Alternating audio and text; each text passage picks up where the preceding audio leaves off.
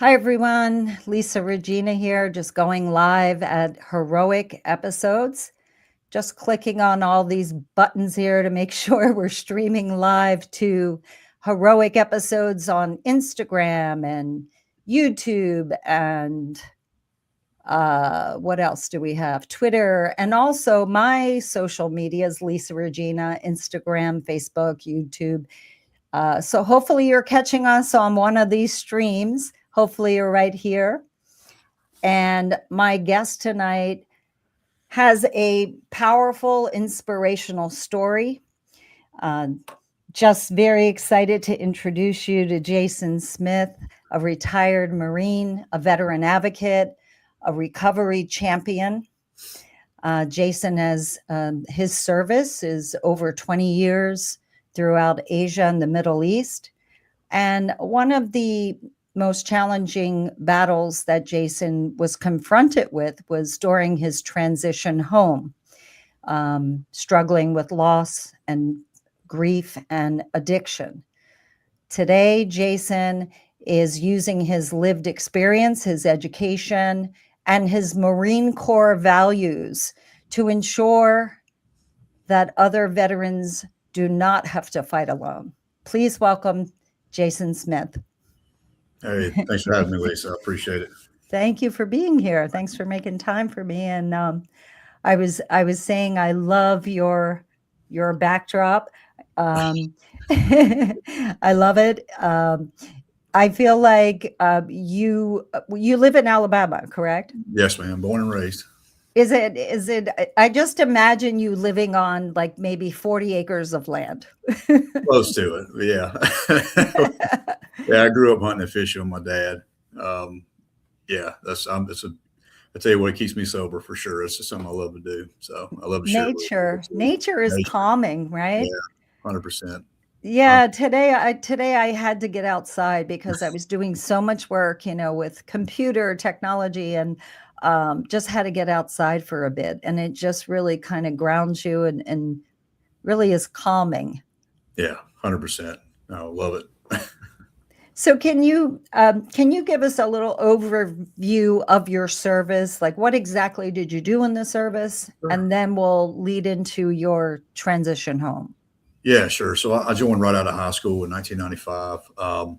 Had no intentions of going to the military. I was going to go to college and play baseball, and then that just didn't work out. And I just picked the Marine Corps because I heard they were the toughest. I went, let's go. So I left. I wanted to get out of Alabama. Joined 95, went to Paris Island, got into the communication field wireman, and then worked my way up in the communication field. And fortunately, I got to serve in multiple organizations. Spent about 10 years of my time in Camp Lejeune, North Carolina, and then 5 years in Okinawa, Japan, which we spent my first 2 years there. I'd asked for orders to the East Coast, and instead I got the Far East. That's what always happens. And but I ended up falling in love and being, young man from Montgomery, Alabama, and all you know is the county lines of Montgomery, Alabama, and you get to see the world. It's mind blowing. Like it's mind blowing. You were so young too. Yeah.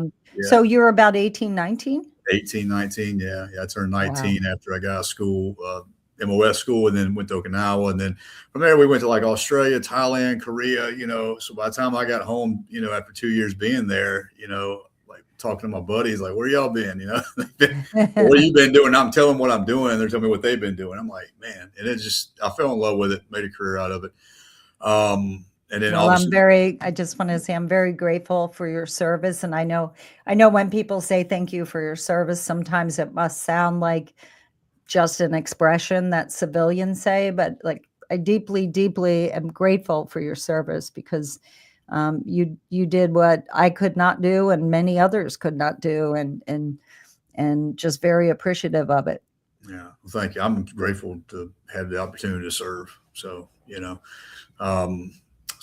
got in, did 20 years, did a couple 3 years on recruiting duty, early 2000s, deployed to Iraq.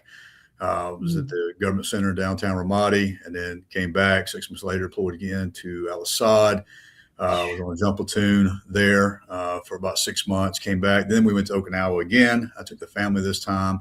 They got to stay 3 years in Okinawa. They So would at go. this point in time, you're married with children? Yeah, I've missed that point. Yeah, I got married Wow. in '98. We got 2 kids. Wow. So we were married. I love military spouses because they are the rock, the Right. foundation, right? Yeah, They keep that family together while you're serving. yeah, no doubt. The Mm, military does a great job of teaching us how to do our job and be very aggressive and go out and do what we do. And they don't prepare us for doing the stuff that's getting taken care of home by our spouses. I mean, while I was downrange playing Marine, she's taking care of the kids, the bills, getting the kids to practice, school, working, make sure the grass is cut, all that stuff. Right. And we're down there doing our job. And I think a lot of people forget, about that side of it, and right, the kids, right? Because the kids are watching. We're a highly connected society now.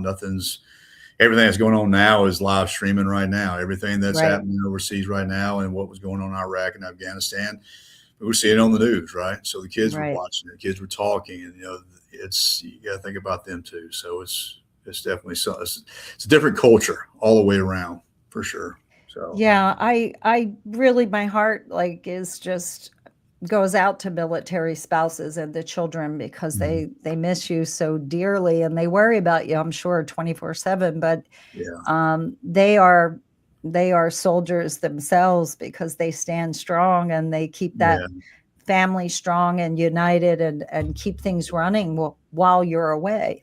right. Um, can you take us back to when you came home? I know, some of the struggles that you shared with me, just Mhm. want to have a better understanding what that transition was like because we hear it all the time, Mhm. veterans returning home, the transition is challenging. But Right. what do those words mean? Can you give us an idea of what that means?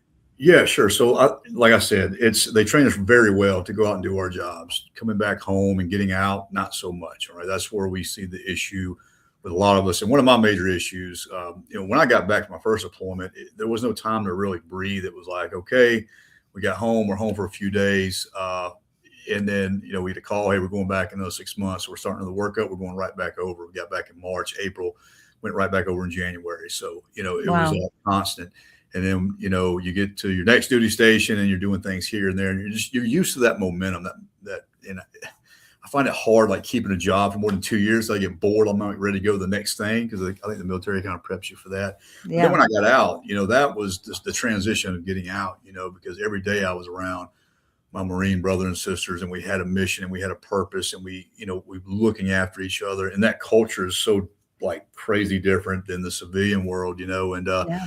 when I got out, we moved back to Alabama, and we thought, I was going to find a job right away, just get back at it, and it was a pure nightmare. I really questioned why I got Really. out, and that first year, I had a hard time finding a job. I actually found a job doing landscaping and doing a supervisor job, and I I was would like, think, I mean, Pam Arnell is saying hi. Hi, Pam. "Hey, Pam." Hi, Chris. Hey, Chris. Been a long time.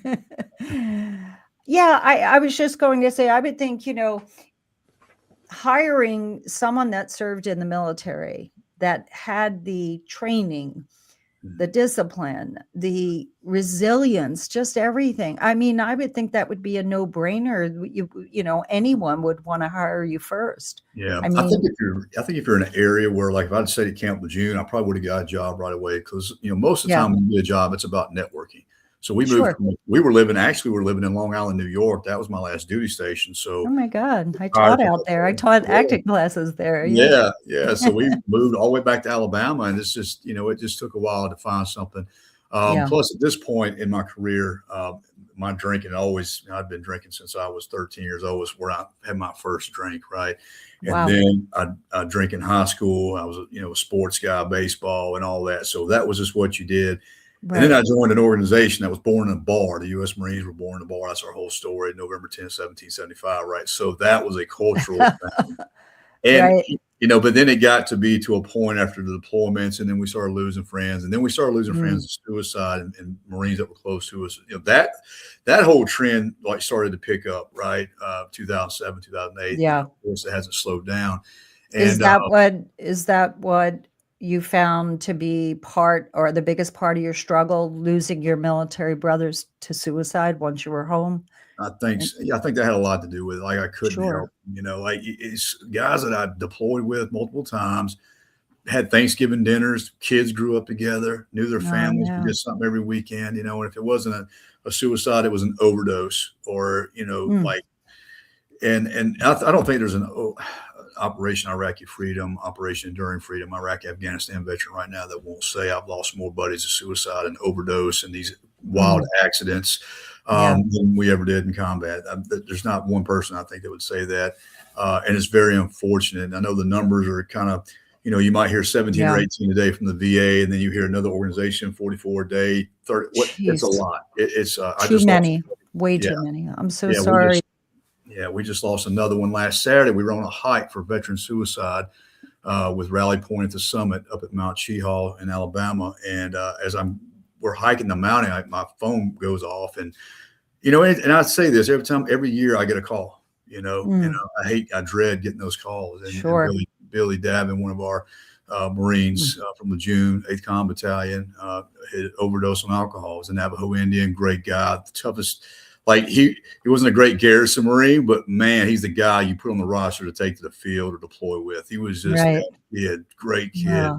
Oh, And we just lost him in his early 40s, and that was actually the fifth one from that unit that I've lost. I was very close with. I hate hearing that. Everyone hates hearing that. And what Hmm.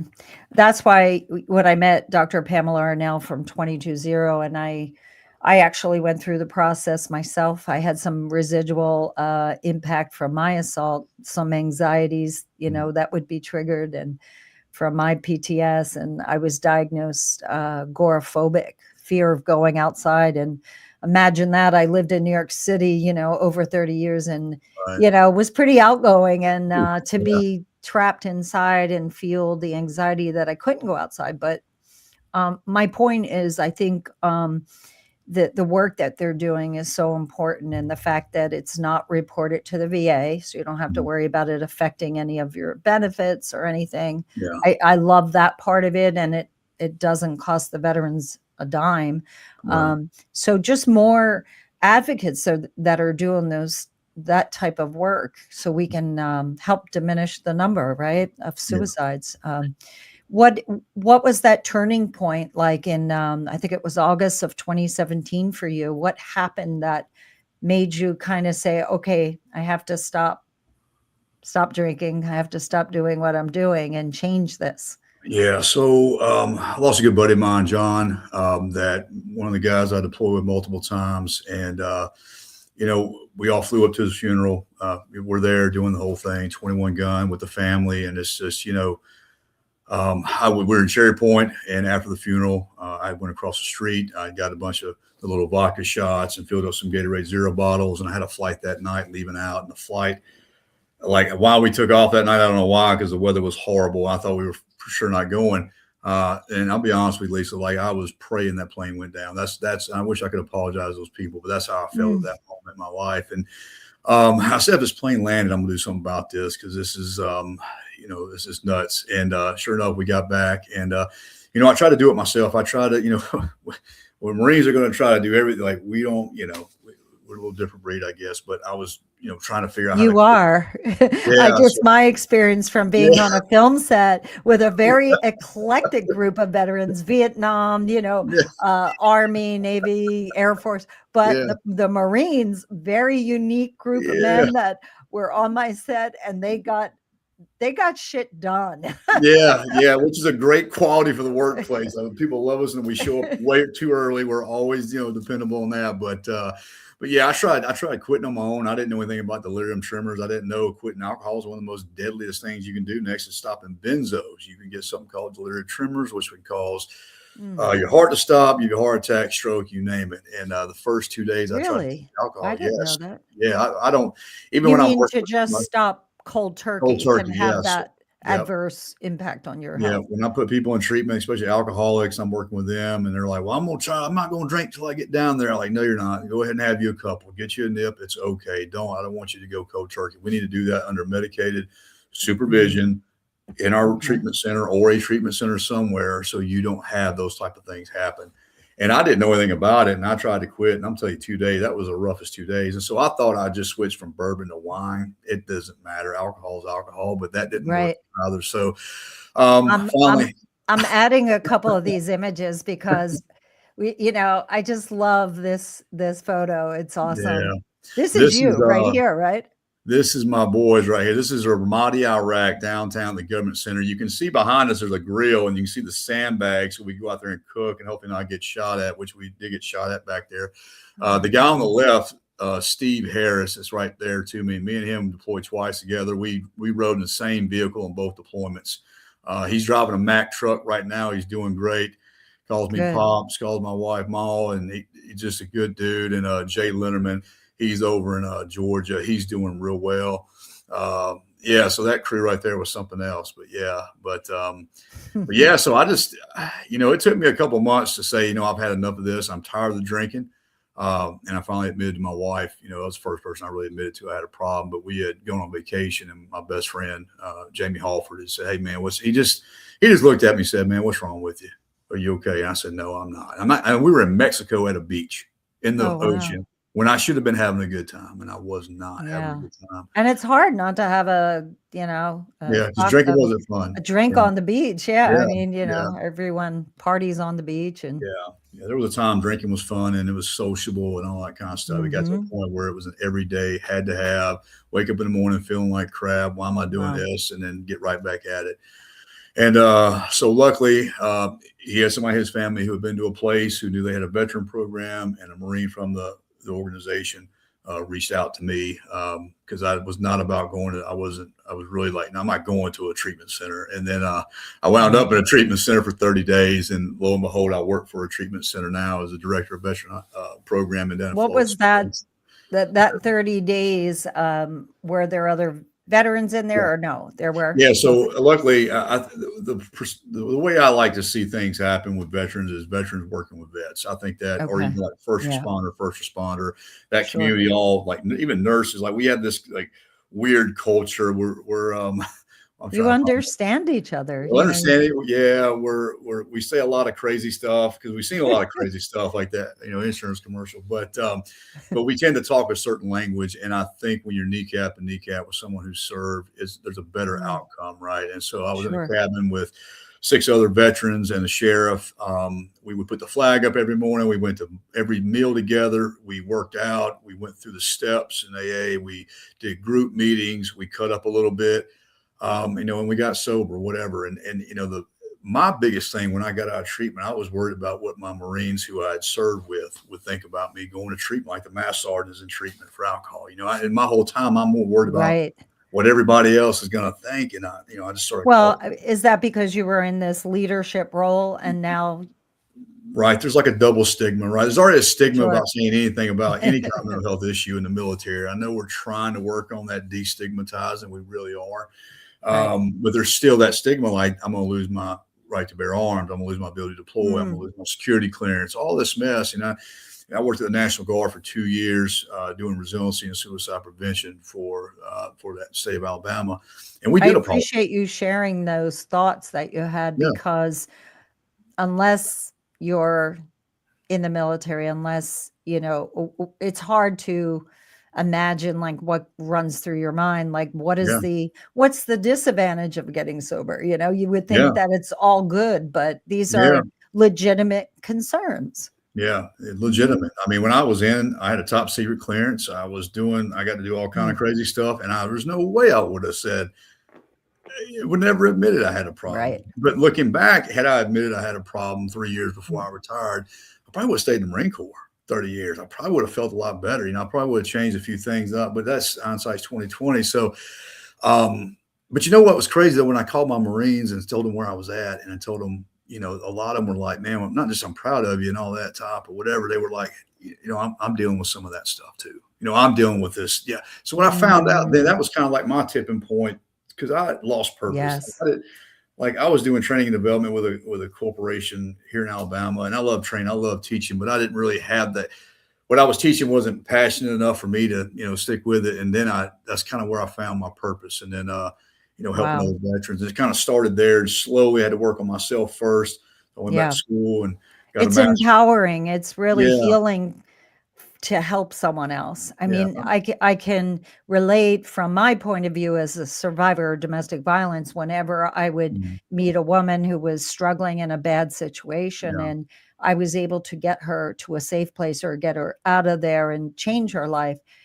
There's no feeling like it to help yeah, someone. It's yeah. just so um it just rewarding, it's empowering, it helps you to heal as well, and then you recognize, your purpose, and Yeah. that kind of fuels you to do more, right? Right, 100%. It's really fueled this last project that I'm working on that we've gotten started here in Alabama called Safer Together. And the suicide rates, we've got to do something. And my first 3 days at the National Guard, we had a suicide, and I was the resiliency director. And the one-star general was looking at me, Jason, what do we do? I said, sir, we've been having these conversations for years.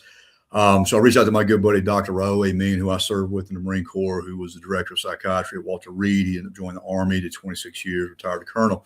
And he Wow. said, Jason, you got to do something. You got to address lethal means safety. Now, Lisa, we're in a red state down here, and I love my Second Amendment right. You probably can tell by my wall back Yeah, here. I love I'm a it. big bow hunter, but I do like to gun hunt and go out west and Yes. do all of that.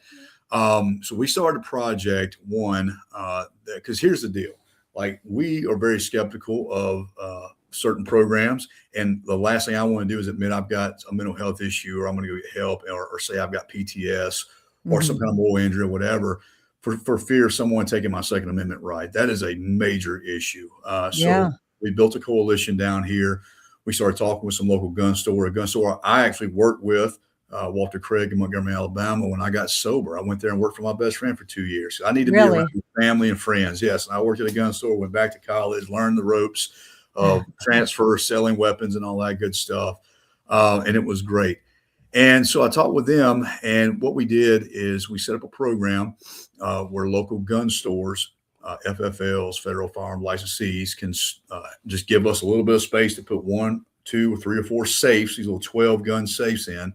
And a veteran, military member, first responder, or actually anyone can walk in, say, hey, I'd like to use this program called Safer Together. And they can put that weapon in the safe, lock it up, come back and get Mm, it anytime. It's voluntary, it's confidential, it's temporary, and we are here to protect nice. the Second Amendment right because, and we had to work So with I gun just wanna stores. Yeah, understand, so a veteran will do this when they're struggling with an addiction or when they're struggling with some maybe mental wellness, they want to get things together first, so they want to protect themselves by putting that gun in a safe correct. place. Some kind of high transitional, high risk Mhm. event, right? It could Okay. be alcohol and drugs. It could Hmm. be loss of a job.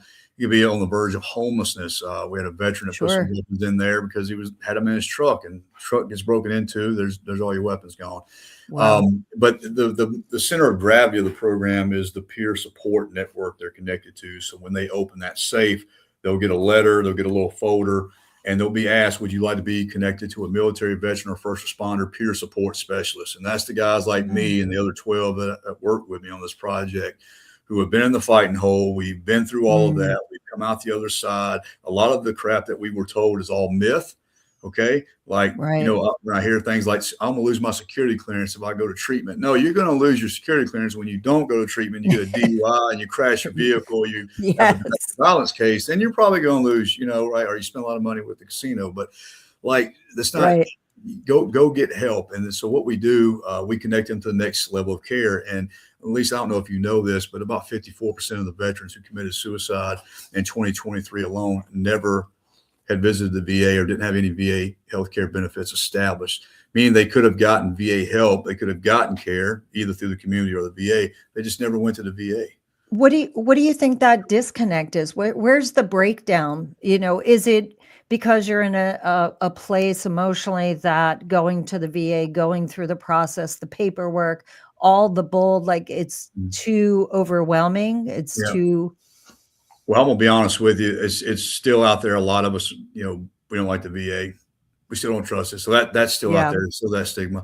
And yeah. listen, Lisa, I know a lot of great people in the VA. I work with a lot of them, and I can tell you Mhm. some great stories. And I can tell you a couple bad stories, Bad which I might stories. share one or Yeah. two. I want to share a good and a bad one because there is good and bad out there. Yes. A lot of veterans are in the rural areas or too far away from a VA, so they just don't even want to go. And to be Right. honest with you, Lisa, when you're in a situation like you're drinking every day or you're using, or you've got other risk factors, with finances, relationships, or whatever, you don't feel like spreading your information to everybody, and you start to Yeah. isolate. And that's the most dangerous thing is the isolation. The isolation. Yeah. Yeah, definitely. So, Dr. Arnell and I have been communicating with a veteran who has an addiction issue, and he wanted to go through our veterans drone training program. And we were honest with him, when we spoke to him about the addiction. We said, let's take care of that first, yeah. then come back and we'll be here for you. And we will put you through drone training. No worries. But you can't fly an unmanned aircraft if you can't drive a vehicle or drive a truck or whatever. So let's get you clean. Let's get you healthy. Yeah. And my point is that VA, some stories are bad, some are really good. Dr. Arnell reached out to the VA within his area, and I couldn't believe how responsive they were, how they followed up with emails. Of course, like she was keeping up on them, but they really were supportive, and I was so happy. And then the morning of his interview to go over his benefits, I kept texting Pam saying, I hope he makes this appointment after you went through all the effort to get it for him. So I had looked up Uber, the distance between his address and where he had to go to the VA. And it was about $75. And I thought, okay, here's my plan. If he comes up with an excuse and says, I can't make it there, it's too far, I'm going to pay for his Uber to get there. So there's no reason why he won't go. Yeah. And I knew that he was sincere because I told him, I said, are you going tomorrow? He said, oh yeah. He said, if I have to walk there, I will. And I said, okay, but if you get stuck, let me know. I got an Uber, ready to pick you up. Yeah. And he said, no, ma'am, I'll get there. And he did. So, yeah. And I hate to hear the bad VA stories, it really do. But I understand what you're saying, Jason, when you're isolated and you're feeling, depression or anxieties, or you have an addiction, it's hard to get out of that, that place where you're just stuck in it. What is it about Safer Together that makes this organization unique or kind of, Sure. I think one thing, we got legislation passed to support this program. It's called the Houston Hunter Act.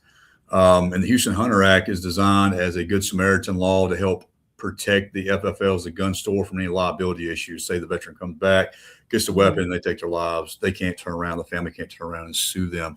And the lady you see there holding the sign next to me, that's Michelle Tumlin. And so the bill is named after two service members in Alabama, Houston Tumlin. He was in the Army for 5 years. We lost him March 23rd, 5 years ago. This was March 27th. This is the week of the anniversary. Michelle came out and spoke at our event at Bullets and Barrels up in Huntsville, a huge gun shop in Huntsville. We've got a couple safes in that store. He was also in the movie Talladega Nights. He was the oldest boy, the Ricky Bobby character. That's Houston. Okay? He only did one movie. Yep. And they ended up coming, somebody from Boston University, they came up and got his, after he passed away, they asked the family for permission to study his brain. Ended up, he had 22 CTEs. His brain had multiple bruises from multiple concussions. And that's another thing, traumatic brain injury screening. We'll talk about that in a minute, but I want to talk about the other young man, Hunter Whitley, a Marine. He actually was in Kabul during the withdrawal of Afghanistan. We actually do a thing down here in Alabama called the Iron Ruck, and we march from one stadium to the next stadium to drop off a game ball. It's about 151 miles, and it's a big group effort, right? Multiple groups doing like a relay thing, but to march the whole week. He was actually on a hike with us 4 years ago, and then we lost him 3 years ago to suicide. So those two young men are just two of the names and faces of the many that we've lost: suicide, overdose, everything.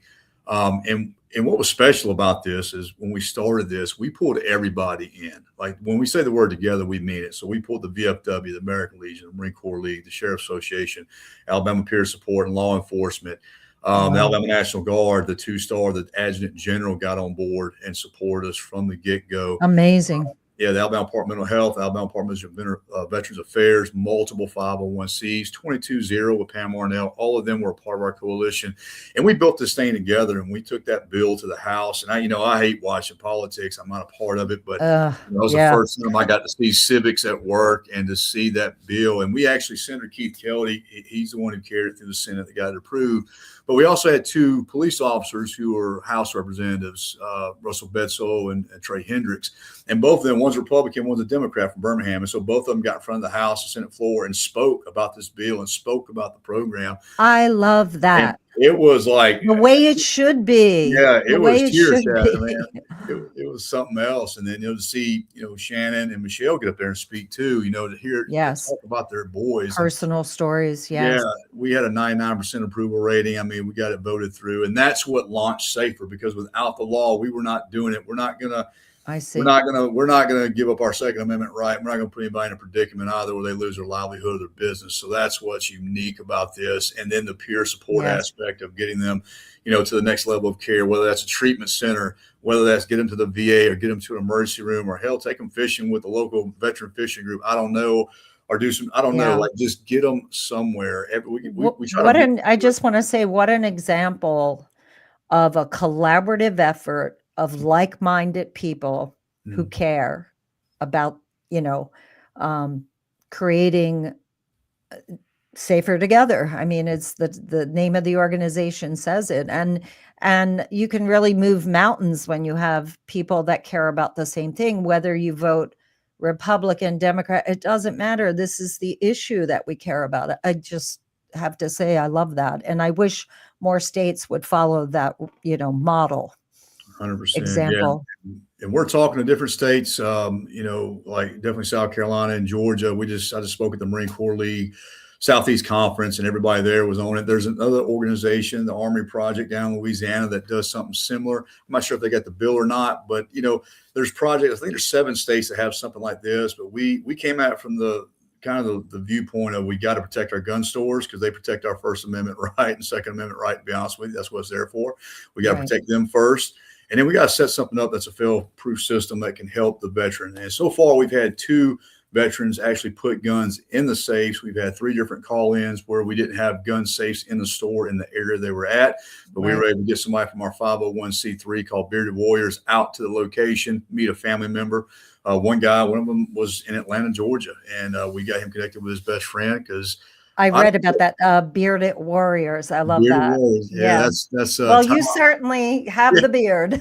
Yeah, I've been working with it for a couple of years, and we were looking for somebody that wanted to be a part of it, and they got the right mission, to help with reducing suicide in the veteran and first responder population. And so they took on as a fiduciary and a lead for it, and here we go. So getting a little more personal here with your story of service, your story of, transitioning home, overcoming struggles, addiction, and then becoming clean, sober, and then being resilient and being an example to help other veterans. What happens when you share your story with a veteran? What have you experienced? What happens? Yeah, sure. So when I was working at the National Guard, I worked for them on 2 separate occasions. The first time I actually worked in the HR department, but they knew that I was in recovery, and then I went to work for a recovery center that I got sober at. And they would ask me to come back and share my story at the supervisor's course. Now, the supervisor's course, typically you're higher enlisted, your upper level, officer level, majors, colonels, things like that. And I would come in and I would share my recovery story. And Lisa, and it never fails, even to the day, when I go and share my full story, I will get, because I leave my number with everybody. I give everybody my number. I don't care. I will either get pulled aside before I get out of that place, or I will get a phone call on the road leaving there, like, hey, man, I'm going through that. Because, you can tell people all day, hey, man, you need to quit drinking. Hey, you need to go see a doctor. Hey, you need to go get a TBI screening. You can tell somebody to do something all day. They're not going to listen to you. They don't care. They're not going to hear it. But as soon as you tell a parable or a story that relates and they hear it, oh, man, I was having problems with my wife, or I was having problems getting up in the morning feeling like crap too, or I was having problems with concentration and memory, or like I was feeling like crap too, man. Yeah. it just finally goes, that's how it works. I never tell anybody to go get sober. I just share my story if they're ready to go and they've Yeah. accepted the fact they need help and they're ready. Let's go, man. I'm going to send you And somewhere. and you're there in front of them, living proof Mhm. that recovery is possible. Yeah, 100%. Yeah. 100%. Yeah, How has that recovery had an impact on your family? This is your family right here? that's it. That's my wife, Connie, my daughter, Haley, and my son, Tabor. It's been amazing. So both my kids went to college, graduated, did great. My daughter, I've got a granddaughter she's got me wrapped. As I told you, this office with all the deer and turkey.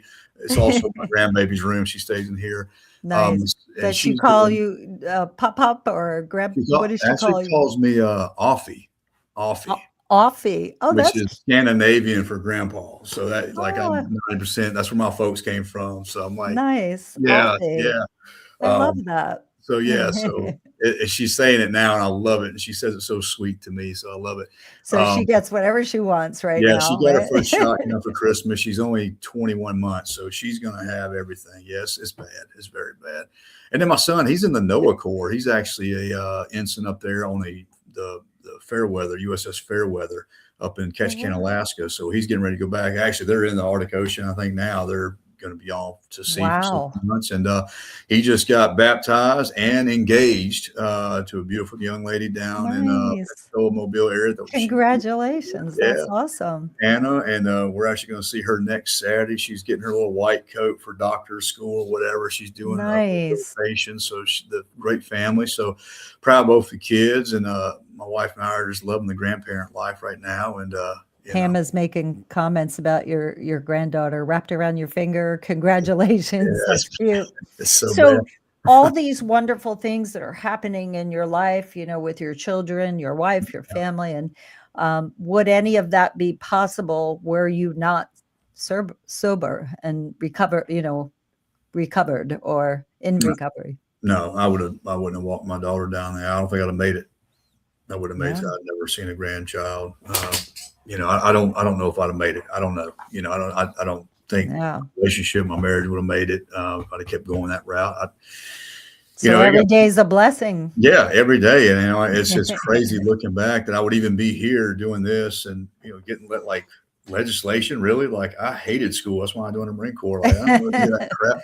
Like I was. Yeah. It's just looking back. It's like, man, I wish I had got sober sooner. But if I could just help a few others, do it, and which has led me to where I'm at now, down in Florida Springs and Panama. I live in Montgomery, but I work at a treatment center down there, and I got to build the program from the ground up. Got to hire the right folks to come in and help veterans, and that's what we're doing now. And if we have any veterans right now, because we have no idea who's listening out there and what they might be going through, is it okay for them to reach out to you? And if so, how would they do that?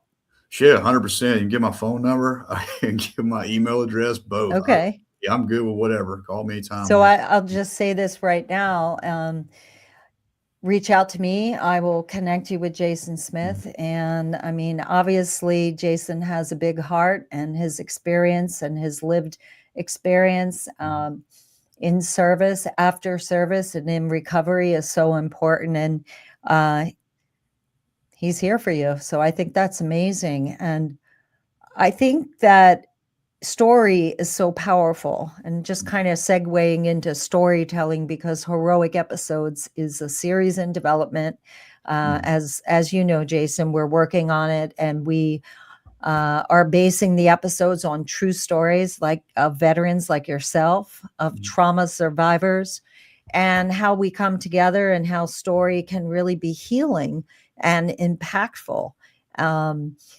Based on storytelling and your experience sharing your story, what other parts of military service or transitioning home do you think Heroic Episodes should spotlight? I think you should, there's Should we show the struggle in order for the I think a lot of veterans, a lot of veterans are doing real well. I think there's been like this kind of like broken veteran syndrome going around, like every stigma, and some of us struggle, and it's life. Life is ups and downs, peaks and valleys, or whatever. we're just saying to our brothers and sisters, get some help, man. It's okay. Like, you're not alone. Okay. Right. But I think uniquely, that would be interesting is, you talk about traumatic brain injury. Like, we have just started to scratch the surface, and it blows my mind. I hate to say it that way, but like, this thing controls everything, right? And we don't talk enough about that. And there's organizations out there doing a great job of screening the brain. I also know we don't talk about, like, the population that joins the military. A lot of us, man, we come from all kind of different backgrounds, all different kind of walks of life. And Yes. trauma just doesn't happen in combat, or, it could be humanitarian, it could be childhood. It could be, there's a lot of things that happen before a lot of us get in the military, that we Yes. bottle up, and it really makes us who we are now. And then we go into an organization like, the Marines or whatever. So I think, people who've overcome those type of traumas too, and I think is something to spotlight as well. But And you're right. I've met so many veterans who have their own businesses. They are, they opened up distilleries or breweries yeah, or yeah, apparel companies, or, I mean, the tactical training, mhm, successful businesses. And yeah, there are so many veterans who are entrepreneurs, so yeah, many that have inspirational yeah, stories, yeah, humanitarian stories. I mean, yeah. yes. And some of those probably too that are doing well. We all still got our stuff. We all still deal with a little shame and guilt every once in a while, and I'm not doing Mhm. enough. So we all have that, going on. But a lot of Yeah. people are out there doing. I mean, a lot of us doing great things. So I'm just, I just think we got to turn that narrative around just a little bit in the right direction. I think for us, the Yeah. goal is really was safer. Is, let's give you an option. Okay, let's put some time and space between you and a weapon, and let's get you back healthy again and get you working. And like, I'm Yeah. even doing personal training now. Fitness is one of my key things out in the treatment center. I believe, like, wholeheartedly, like, a lot of the problems, we have got to get away from the over prescribing of medication. Oh my That's God. Yeah. killing a lot of us. And I'm gonna tell you, that right there, when I'm screening out or doing an assessment with somebody going to treatment, and they pull out their pills from whatever doctor they get them from, and Yes. it's like, how are you taking all this and you're drinking or using on top of? You see what I'm saying? So Yes. when a lot of those things can be healed by some holistic, getting outside, eating right, working out, Oh my God, yeah. just My all that. husband laughs at me when I open up the cabinet in the morning. I have about 50 organic vitamins, and Right. I'm pouring potions in my water bottle and shaking it, and Yeah. but now I have him on some Good. organic vitamins, and whoops, Good. and he's definitely open to it, Yeah. open-minded, because he sees the difference it makes in my life, in my Yeah. health. Yeah, So, 100%. And it's yeah, a battle rhythm for me every morning to go to the gym. And then when yeah. I'm coaching somebody or working out with them or giving them feedback on their performance at the gym or whatever they did that day. And I see it in their eyes when they get the in body back, when they go weigh in, they're like, "Hey, I'm down 2% body fat. I need 2% of body, skeletal muscle mass." They're all excited. I'm like, "Yeah, you can do Yeah, it. It's they possible." get inspired, yeah. Yeah, they get feeling better. I've got one client, her whole family's working out all of a sudden. That's So, awesome.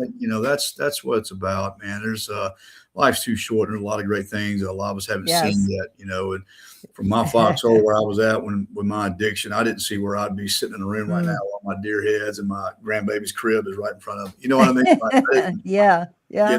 thank God. So, Well, I really admire you. I really admire the journey you've been on, and your willingness and your big heart to share it. I think it's amazing, and you are inspiring so many on a daily basis. And that's what we want heroic episodes to be. It's not all doom and gloom episodes of right, these, you know, it's right. inspiring stories. And I've been inspired by the veterans that I've met. And I've spent 12 and a half years interviewing military men and women, all branches of service, all wars.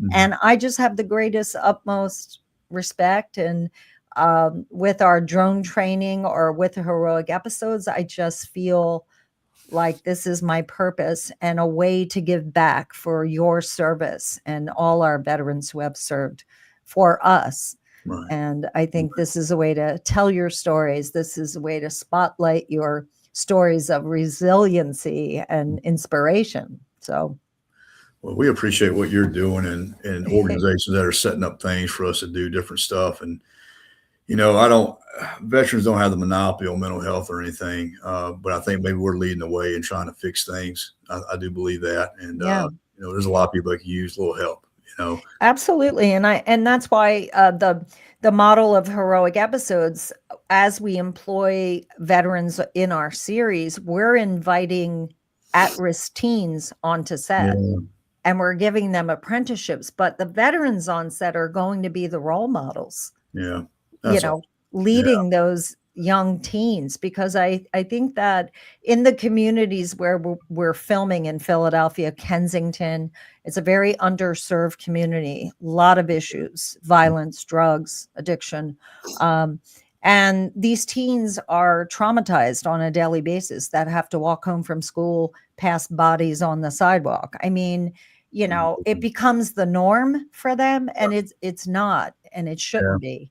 And I think that a lot of them, from my research, don't have role models at home. They don't have father figures. So on mm, set, our veterans will be the role models that I think they crave, not yeah, just me saying, this is what you need. I know they crave it, they desire it. We all want that love, we all want that guidance. yeah, So I'm 100%. excited about that part. Yeah. And you are a perfect example of that leadership and that resilience. Well, thank you, Lisa. I'm glad to be Always. here. Thank you. I'm grateful for you. And I'm going to wrap us up. Is there anything else you want to share or say to anyone that's watching? Because there might be a veteran out there who is feeling maybe alone or maybe struggling with something. Yeah, 100%. Yeah, if you're out there and you're struggling, you're not alone, man. Anything we can do to help you, reach out, call a friend, phone a friend quick, man. Let's jump in the fighting hole with you. Let's help you out. There's so many things out there I can't even explain to you how this all, whatever you believe in, I don't know, but like there's people out there that can help. So don't be afraid to pick up the phone and call and ask for help, for sure. And Lisa, you can Absolutely. give my contact to anybody. I'll get them.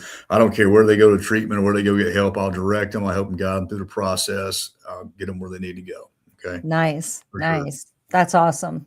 And yeah, anyone, I'm just jumping on to see if Michael Mazzio is saying thank you. You know that commercial, that Geico commercial with the kids in the pool, Marco Polo. Oh yeah. Did you ever see it? Well, that's Michael Mazzio. Oh wow. He's a Famous. fine actor, but most importantly, he's a great man. He's a good heart and a good Good. friend, Good. as well as Dr. Pamela Arnell and Chris Ronquist. Man, I haven't seen you in years. Thank you so much for joining us. Anyone else on here that's watching, just so grateful to have Jason Smith on tonight. And next week, I will have a retired Green Beret, 25 years of service, Brian Morris, who is amazing. The artwork that he's doing, that is really surrounded and rooted in military culture. And each work of art that he does is very unique. It tells a veteran story of service. And can't wait for you to meet Brian next week. So please tune in to at Heroic Episodes, 7 p.m. next week. Same time, I'll be here. Thank you so much, Jason. Thank you, Lisa. Appreciate Hang it. on. Hang on. Don't go anywhere. Okay. Good night, everyone. God bless you.